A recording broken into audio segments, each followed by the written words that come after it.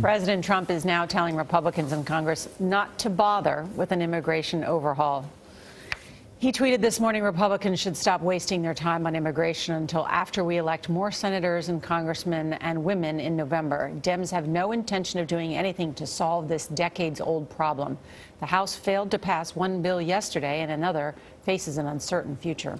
During the past week, the president has repeatedly urged Congress to take action on immigration. Facing strong public pressure, he signed an executive order temporarily ending family separations.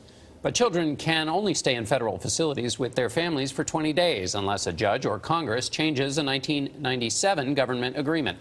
CBS News confirms about 500 of the more than 2,300 kids separated from their parents have been reunited. Attorney General Jeff Sessions says the Trump administration, quote, never really intended to separate families at the border.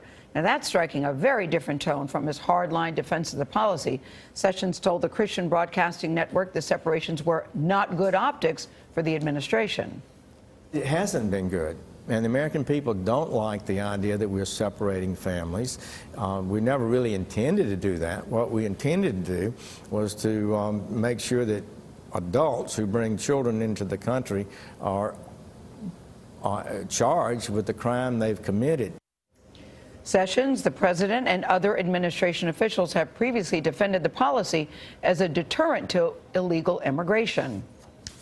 But is it a deterrent, sir?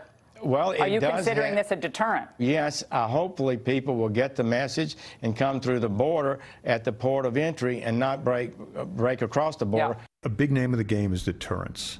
And so family separation stands as a pretty tough deterrent. Could be a tough deterrent. Would be a tough deterrent. When you prosecute the parents for coming in illegally, which should happen, you have to take the children away. The Justice Department says the Attorney General has been clear about not wanting to separate families and urging people to claim asylum at a port of entry. Tens of thousands more people are fleeing deadly gang violence in El Salvador, while some communities search for ways to defend themselves. One mayor created a network of informants to help push criminals out of his town. Mayor Mauricio Villanova enlisted local people who were fed up with the violence. Omar Villafranca is in San Jose, Guayaba, where citizens follow a no-tolerance gang policy. At night, San Jose Guayabal streets are filled with little boys and girls. Shops now stay open late into the night. Owners don't have to worry about being extorted. The credit goes to Mayor Mauricio Villanova, who, with the help of police, pushed gang members off the streets and out of town. Villanova earned the trust of the townspeople by promising them if they hear or see gang activity, he'll get police to help. If the police are too slow, he patrols the town with a pistol by his side. The town rules are posted high on a billboard, and everyone has to follow the zero-tolerance gang policy. You need three things, he says, to control the territory, the trust of the people, and to communicate with residents. The mayor also credits some American aid dollars that help rebuild the town square.